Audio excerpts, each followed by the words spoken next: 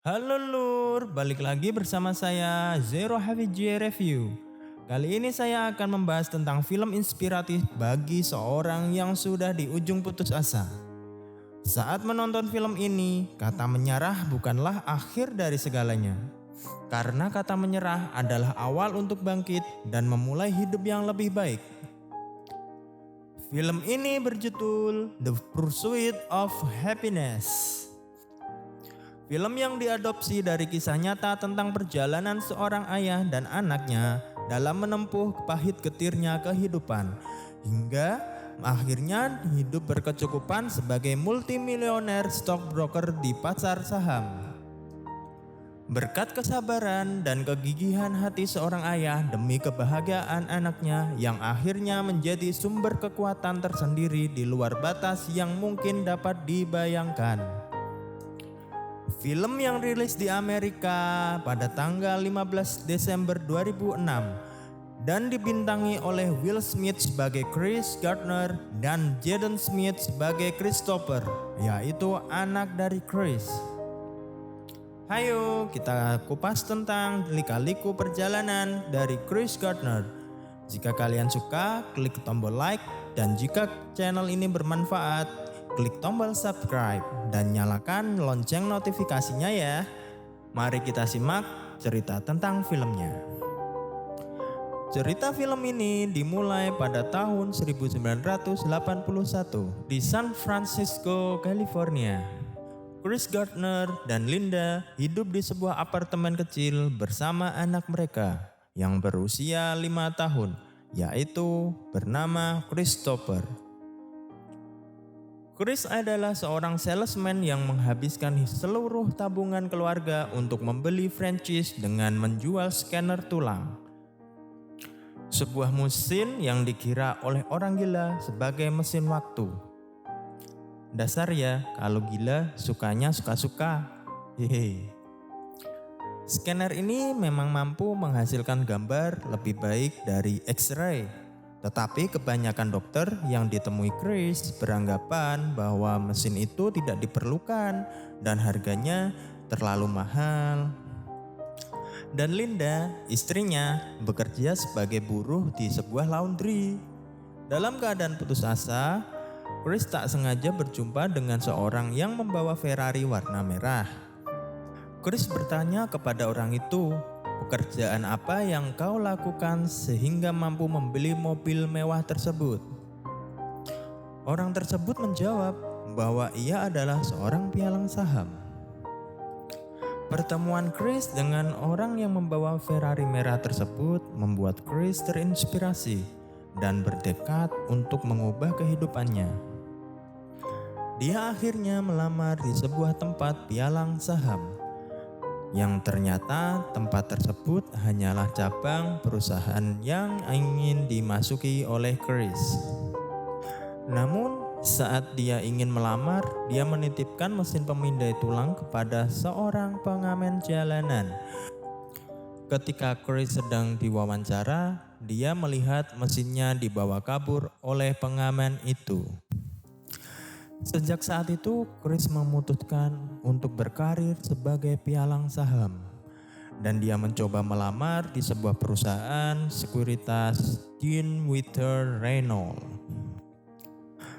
Bersusah payah agar surat lamarannya diterima dengan cara langsung menemui salah satu pimpinan di perusahaan tersebut. Sampai-sampai dia mengikuti orang tersebut sampai rumahnya, bermain rubik, lari dari supir taksi karena tidak membayar, hingga mesin scanner tulangnya jatuh dari kereta. Keluarga kecil ini mulai terpecah ketika mereka menyadari bahwa mereka tak mampu membayar sewa rumah dan tagihan-tagihan yang semakin menumpuk. Keadaan diperparah lagi oleh kebiasaan Chris yang suka memarkir mobilnya di sembarang tempat. Karena tak mampu membayar surat tilang, mobil Chris akhirnya disita. Dan karena Chris lama tidak membayar denda yang harus dia bayar, dia akhirnya mendekam di penjara. puncak kesedihan yang Chris rasakan ketika Linda akan pergi meninggalkan Chris karena tidak tahan dan tidak kuat menjalani hidup seperti itu. Akhirnya Linda pergi ke New York City meninggalkan Chris dan anaknya. Awalnya Linda hendak membawa serta Christopher. Namun Linda mengurungkan niatnya membawa Christopher atas permintaan Chris. Perusahaan tersebut menawarkan magang selama 6 bulan untuk bisa menjadi calon pialang saham setelah 6 bulan magang. Perusahaan tersebut hanya memilih 1 orang peserta magang yang terbaik dari 30 orang peserta yang mengikuti magang tersebut. Dan peserta yang terbaik akan diterima menjadi karyawan atau pialang saham di perusahaan tersebut. Akan tetapi selama 6 bulan masa magang, perusahaan tidak memberikan gaji sepeser pun. Setelah Chris berpikir, akhirnya Chris menerima tawaran magang tanpa dibayar tersebut. Dalam masa magang yang tak dibayar itu, Chris mulai kehabisan uang. Akhirnya ia diusir dari rumah sewanya dan menjadi seorang tunawisma. Selama beberapa hari ia tidur di tempat-tempat umum seperti WC umum. Namun kemudian ia memutuskan untuk tidur di rumah singgah Glitz Memorial Church. Karena keterbatasan tempat tersebut, mereka harus mengantri untuk mendapatkan kamar. Kadang mereka berhasil, kadang gagal, dan terpaksa tidur di WC umum lagi. Karena itu, Chris berusaha untuk tiba di tempat penampungan atau rumah singgah tersebut sebelum jam 5, agar dia dan anaknya mendapat tempat untuk tinggal. Dikarenakan kemiskinan dan ketunawismaan ini semakin mendorong tekad Chris untuk menjalankan tugasnya dengan tekun, tanpa mengeluh dan berusaha menjadi peserta magang yang terbaik agar dia bisa mendapatkan pekerjaan di Dinwiddie Reynolds.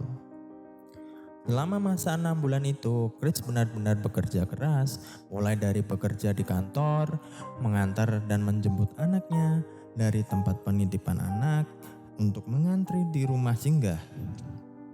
Malamnya, Chris masih harus memperbaiki alat medis yang masih tersisa, yang belum bisa dijual karena rusak. Yang akhirnya alat tersebut bisa diperbaiki dan dijual, dan uang hasil penjualan membuat mereka menginap di hotel hanya untuk malam itu.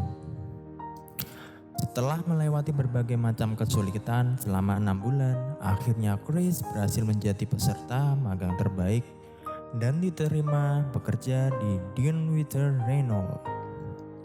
Beberapa tahun kemudian, ia mendirikan sebuah perusahaan pialang saham sendiri yang bernama Gardner Ridge. Pada tahun 2006, ia menjual sebagian kecil dari sahamnya dan berhasil mendapatkan jutaan dolar dari penjualan itu. Wow. Oke lur, gimana? Apakah kalian mulai terinspirasi dengan kegigihan dari Chris Gardner? Lakukanlah semua pekerjaanmu dengan tulus, seperti kamu dengan tulus menyayangi keluargamu, karena semua itu tak akan membohongi dirimu. Terima kasih sudah menonton. Jangan lupa like, subscribe, dan share jika video ini bermanfaat. Jangan lupa nyalakan notifikasi loncengnya agar kalian mendapatkan notifikasi video-video bermanfaat lainnya. Terima kasih. Wassalamualaikum warahmatullahi wabarakatuh.